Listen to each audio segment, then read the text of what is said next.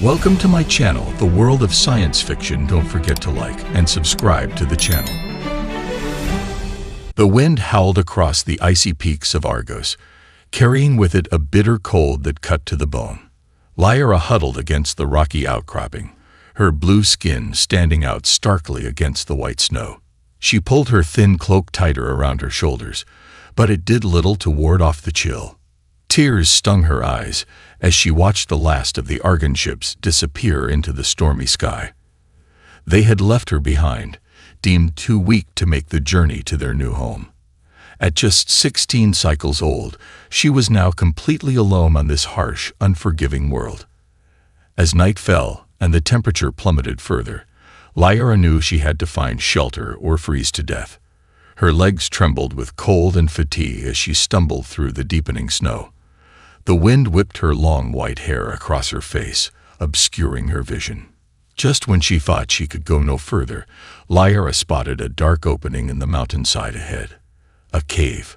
With the last of her strength, she dragged herself inside and collapsed onto the rocky floor. As unconsciousness took her, Lyra's last thought was that at least she would die with a roof over her head. Hours later, Lyra was jolted awake by a deafening roar. The ground shook violently beneath her as a blinding light filled the cave. Disoriented and terrified, she scrambled deeper into the shadows. The light faded, replaced by billowing smoke and the acrid smell of burning fuel. Lyra could hear voices now, unfamiliar voices speaking a language she didn't understand. Curiosity overcame her fear, and she crept forward to peer out of the cave. What she saw made her gasp. A massive metal ship lay broken and smoking on the mountainside, pieces of it scattered across the snow. And emerging from the wreckage were creatures unlike any Lyra had ever seen. They walked on two legs like Argons, but their skin came in shades of brown and pink rather than blue. Their ears were oddly rounded and their eyes a variety of colors. Humans. Lyra had heard stories of them, but never dreamed she would see one in person. Now here was an entire group of them, right outside her cave. She watched in fascination as they stumbled around in the snow, clearly disoriented. One of them, a tall male with close-cropped dark hair, seemed to be in charge. He barked orders at the others, pointing and gesturing. Under his direction, they began pulling supplies and equipment from the crashed ship. Lyra knew she should stay hidden. These aliens could be dangerous, but as she observed them struggling in the harsh conditions, her heart went out to them. They were clearly unprepared for Argo's brutal climate. Without help, they would likely freeze to death before morning. Taking a deep breath, Lyra stepped out of the cave and into view. Immediately, all activity ceased as the humans turned to stare at her. She held up her hands in what she hoped was a non-threatening gesture. Hello, she said hesitantly in their language. Do you need help? The dark-haired leader strode towards her, his hand resting on the weapon at his hip. His piercing gray eyes studied her intently. Who are you? He demanded. What are you doing here? Lyra swallowed nervously. My name is Lyra. I'm an Argon. This is my home planet. Or it was. My people left me behind when they evacuated. Her voice cracked slightly on the last words. The man's stern expression softened slightly. I'm Captain Alex Raymond of the Earth ship Horizon. We've crash-landed here after being attacked by pirates. Can you tell us where we are? Lyra nodded. This is Argos. It's an ice planet in the Andromeda galaxy. The environment here is very dangerous, especially at night. You need to find shelter quickly. Captain Raymond glanced back at his battered ship and the shivering crew. Our ship is too damaged to provide adequate shelter. Do you know of anywhere nearby we could take refuge? The cave I was in is fairly large, Lyra offered. It should fit all of you. I can show you how to insulate it against the cold. Raymond studied her for a long moment, clearly weighing whether to trust her. Finally, he nodded. All right, show us this cave of yours. But I'm warning you. Any sign of treachery, and you'll regret it. Lyra led the humans to her cave, trying not to let her fear show. She knew she was taking a risk in helping them, but she couldn't bring herself to abandon them to freeze. As they entered the dark cavern, Lyra showed them how to use the bioluminescent fungi on the walls to provide light. "We need to block the entrance to keep out the wind," she explained. "There are large leaves from the glacier plants that work well as insulation. I can show you where to find them." Over the next few hours, Lyra worked alongside the humans to make the cave habitable. She was impressed by their resourcefulness and teamwork. By the time night fell, they had created a snug shelter with separate sleeping areas and a central gathering space. As they huddled around the heating units salvaged from the ship, Captain Raymond turned to Lyra. "Thank you for your help. We would likely be dead without it. Now, can you tell us more about this planet and why your people abandoned you here?" Lyra's shoulders slumped. "Argos has been our home for thousands of years, but recently, the climate has been changing rapidly. Storms are getting worse, temperatures dropping to lethal levels. Our scientists predicted the planet would become completely uninhabitable within a few years, so the decision was made to evacuate to a new world. But they left you behind," Raymond said softly. "Why?" Lyra blinked back tears. "I'm different, weaker than the others. A genetic anomaly. They didn't think I would survive the journey or be able to contribute to establishing a new colony, so they left me here to die." A murmur of sympathy ran through the gathered humans. A young woman with fiery red hair reached out and squeezed Lyra's hand. "That's horrible. I'm so sorry." Captain Raymond's jaw tightened. "Well, you're welcome to stay with us. We could use your knowledge of this planet." He glanced around at his crew. "Everyone gets some rest.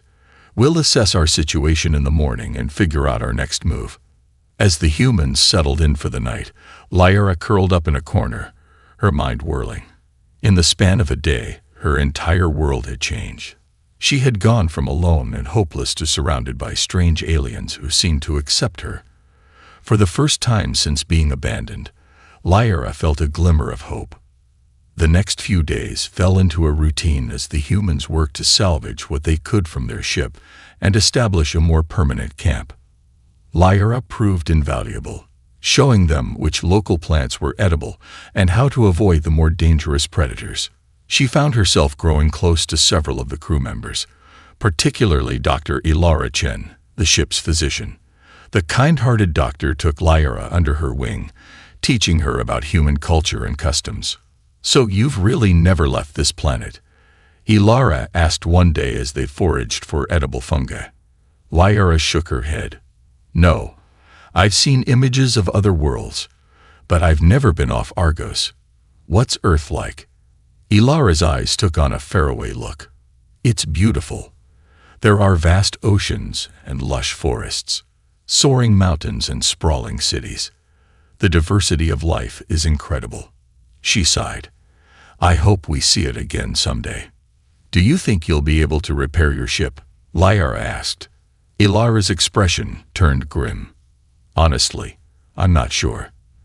The damage is extensive. We're running low on supplies and spare parts. Unless we can find a way to contact Earth for rescue." She trailed off. Lyra felt a pang of worry for her new friends. She had grown fond of the humans and didn't want to see them suffer the same fate as she had faced. There had to be a way to help them. That evening, as they gathered around the communal meal, Captain Raymond made an announcement. "I finished assessing the damage to our communications array. With the parts we have, there's no way to repair it enough to send a distress signal strong enough to reach Earth." A ripple of dismay ran through the group. Lyra's heart ached at the looks of despair on their faces. However, Raymond continued, "If we could boost the signal somehow, we might be able to reach the nearest outpost. They could send help." "But how?" asked Cooper, the ship's engineer. "We don't have any equipment capable of that kind of signal boost." Lyra cleared her throat nervously. All eyes turned to her. I might know of something that could help. There's an old Argon communications relay station in the mountains to the north. If it's still operational, it might be powerful enough to boost your signal." Raymond leaned forward intently. How far is this relay station? About a 3-day journey on foot, Lyra replied. But the terrain is treacherous and the weather unpredictable. It would be dangerous. The captain was quiet for a long moment, considering. Finally, he nodded decisively. It's our best option. We'll send a small team to investigate this relay station. Lyra, we'll need you to guide us. I'll go, Cooper volunteered immediately. Me too, added Ilara. We may need medical support. All right, said Raymond. The 4 of us will set out tomorrow at first light. The rest of you continue working on repairs here at base camp. If we're not back in 10 days, assume the worst and enact emergency protocols. As the others dispersed to prepare for the expedition, Lyra felt a mix of excitement and trepidation. She had never ventured this far from her home before, but she was determined to do whatever she could to help the humans who had shown her such kindness. The next morning dawned clear and cold as the small group set out. Lyra led the way, her keen eyes picking out the safest path through the jagged terrain. They'd made good progress the first day, covering nearly a third of the distance to the relay station. As they set up camp that night, huddled around a small heat generator, Cooper turned to Lyra curiously. So what's the deal with your people anyway? Why'd they decide to up and abandon their home planet?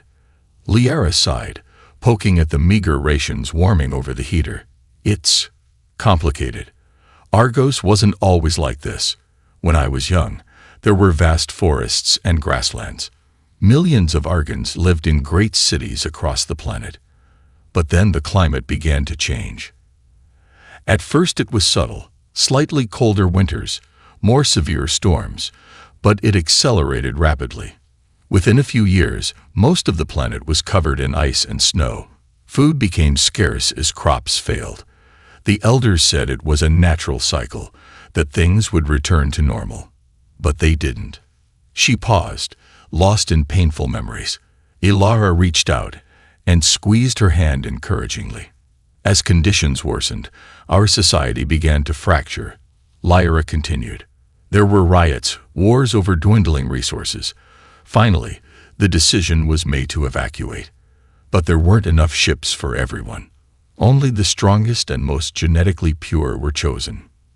That's awful, Ilara said softly, to abandon your own people like that. Lyra shrugged. They saw it as ensuring the survival of our species. The needs of the many outweigh the needs of the few. Still doesn't make it right, Cooper grumbled. Perhaps not, said Captain Raymond. But we can't judge an entire civilization based on limited information. Right now, we need to focus on our own survival. He fixed Lyra with an intent gaze. Are you certain you can find this relay station? Lyra nodded firmly. Yes. I studied the old maps extensively. As long as the landmarks haven't changed too much, I can get us there. Good. Get some rest, everyone. We've got a long day ahead of us tomorrow. As Lyra drifted off to sleep that night, she found herself feeling truly optimistic for the first time in years. These humans had given her a renewed sense of purpose. Whatever challenges lay ahead, she was determined to help them succeed. The next 2 days of travel proved grueling. They battled fierce winds and treacherous ice as they climbed higher into the mountains. Lyra was impressed by the humans' resilience. Despite the harsh conditions, they pushed on without complaint. On the afternoon of the 3rd day, as they crested a high ridge, Lyra let out an excited cry. There, do you see it? In the valley below, barely visible through the swirling snow, stood a massive dish-shaped structure. The relay station. Well, I'll be damned, Cooper whistled. The kid actually found it. They picked their way carefully down the steep slope, finally reaching the base of the station as darkness fell. Up close, the structure was even more impressive, easily 100 meters tall, with a web of antennae sprouting from its surface. Looks like it's still got power, Raymond noted, pointing to a faint blue glow emanating from within. Let's hope the systems are still operational. Cooper, see what you can do about getting us inside. The rest of us will set up camp. It took Cooper nearly an hour to bypass the old Argon security protocols, But finally the massive doors slid open with a groan of protesting metal. As they entered the cavernous main chamber, banks of alien computers flickered to life, bathing them in an eerie blue glow. Fascinating, Ilara breathed, running her hand over a console covered in strange symbols. The technology here is incredible. Can you make sense of any of it? Raymond asked Lyra. She bit her lip uncertainly. Some. I recognize parts of the interface from our historical archives. But a lot of this is beyond my knowledge. Cooper was already elbow-deep in an open access panel. The core systems seemed to be intact. With a little work, I think I can interface our comm equipment with the main array. It'll take some time, though. Raymond nodded. Do what you can. Lyra, assist Cooper however you're able. Ilara and I will secure the perimeter and set up a temporary base camp. We'll work in shifts to get this done as quickly as possible. Over the next several days, they worked tirelessly to bring the ancient relay station back online. Cooper proved to be a miracle worker, somehow managing to integrate their Earth technology with the alien systems. Lyra's knowledge of the Argon language proved crucial in deciphering the station's programming. Finally, on the 5th day, Cooper let out a whoop of triumph. I think we've got it. Signals ready to transmit. We just need to input the coordinates for the nearest outpost. Raymond quickly entered the necessary data. With a low hum, the massive dish above them began to move, aligning itself. Transmitting now, Cooper announced. For several tense minutes they waited. Then a light on the console began to blink. We're receiving a response, Cooper exclaimed. Raymond leaned in, listening intently to the crackling message. When he straightened up, he was grinning broadly. They've acknowledged our distress call. A rescue ship is being dispatched. They should reach us within 2 weeks. A cheer went up from the group. They had done it. Soon they would be going home. As the humans celebrated, Lyra felt a conflicting mix of emotions. She was thrilled that her new friends would be saved. But what would become of her? Would they take her with them, or would she be left behind yet again?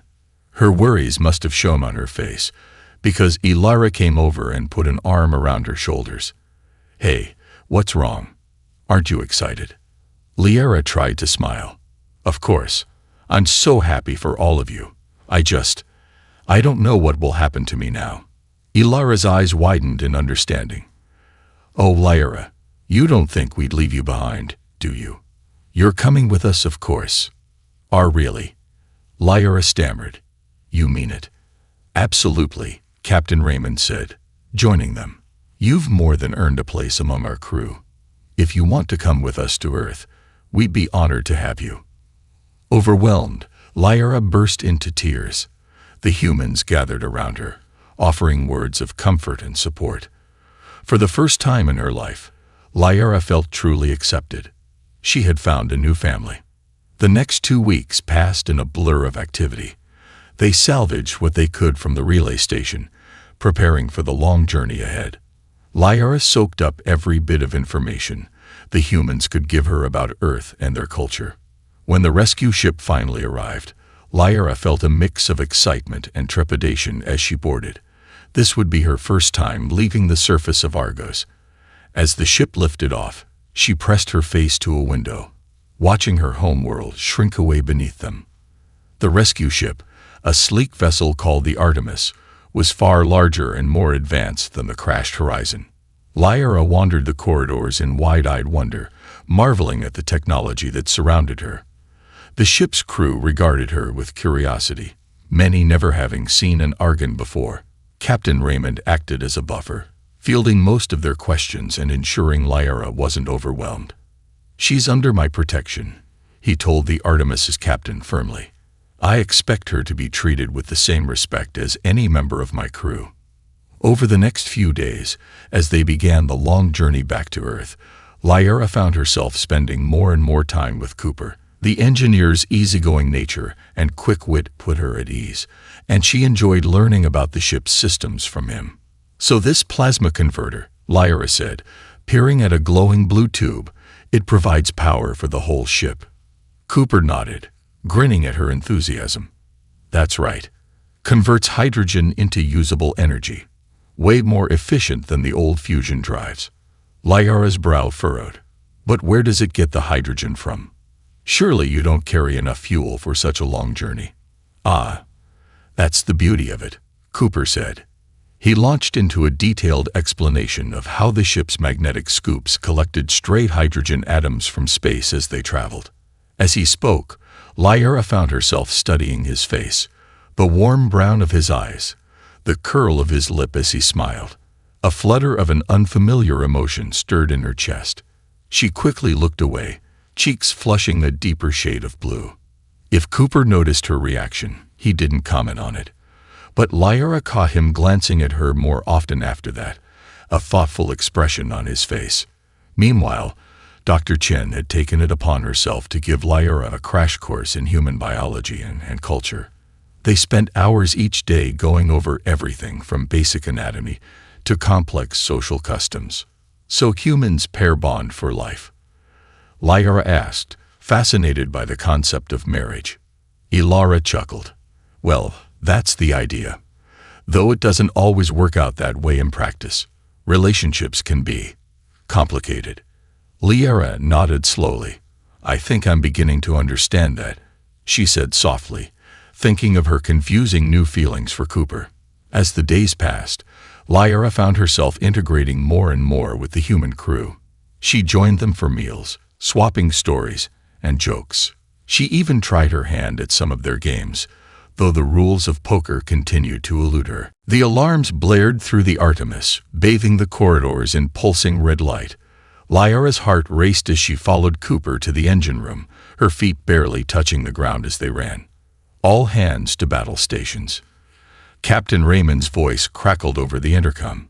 Multiple hostile ships on intercept course. They burst into the engine room just as the first impact rocked the ship. Lyra stumbled, crashing into a console. Cooper steadied her, his face grim. Pirates, he growled, fingers flying over the controls. Sam ones that attacked us before. Lyra, I need you to watch these readouts. If any of them go into the red, yell. Lyra nodded, trying to focus on the unfamiliar screens as chaos erupted around them. The ship shuddered under another barrage. Sparks showered from an overhead conduit. Shields at 60%. Someone shouted from across the room. Cooper cursed, diving beneath a panel. Rerouting auxiliary power. Lyra, how are those readouts? Still green, she called back, gripping the console as the deck lurched beneath her. Through the viewport, she caught glimpses of sleek black ships darting past, energy weapons flashing. Suddenly, a massive explosion rocked the Artemis. Lyra was thrown to the floor, ears ringing. As she struggled to her feet, she saw flames erupting from a ruptured fuel line. Fire in engineering. Cooper yelled into his comm. He grabbed an extinguisher, tossing another to Lyra. Aim for the base of the flames. Together, they battled the blaze as the ship continued to shake under enemy fire. Sweat beaded on Lyra's blue skin, her lungs burning from the acrid smoke. Just when it seemed they might be overwhelmed, a new voice cut through the chaos. This is Admiral Chen of the Earth Defense Fleet. Stand down and prepare to be boarded, or we will open fire. Lyra sagged with relief as a massive battlecruiser dropped out of warp, dwarfing both the Artemis and the pirate vessels. The pirates quickly turned tail and fled, not willing to challenge Earth's military might. As the adrenaline faded, Lyra found herself trembling. Cooper pulled her into a tight embrace, his heart pounding against her cheek. It's okay, he murmured. We're safe now. You did great. Lyra clung to him, realizing in that moment that her feelings for the human engineer ran deeper than she had admitted to herself. The rest of the journey passed without major incident. As they entered Earth's solar system, excitement built among the crew. Lyra spent hours at the viewports, watching in awe as they passed the giant planets of the outer system. Finally, after weeks of travel, a blue-green orb appeared in the distance. Earth. Lyra's breath caught in her throat as they drew closer. Swirling white clouds drifted over vast oceans. sprawling continents in shades of green and brown, and twinkling across it all, the lights of countless cities. "It's beautiful," Lyra whispered. "Wait till you see it up close," Cooper said, coming to stand beside her. He took her hand, giving it a gentle squeeze. "Welcome to your new home, Lyra." As the Artemis began its descent through the atmosphere, Lyra's mind raced with questions and possibilities. What would this strange new world be like? How would she fit in among so many humans? The ship touched down with a gentle thud. As the airlock cycled open, Lyra took a deep breath, straightened her shoulders, and stepped out to face her new life on Earth. Whatever challenges lay ahead, she knew she wouldn't face them alone.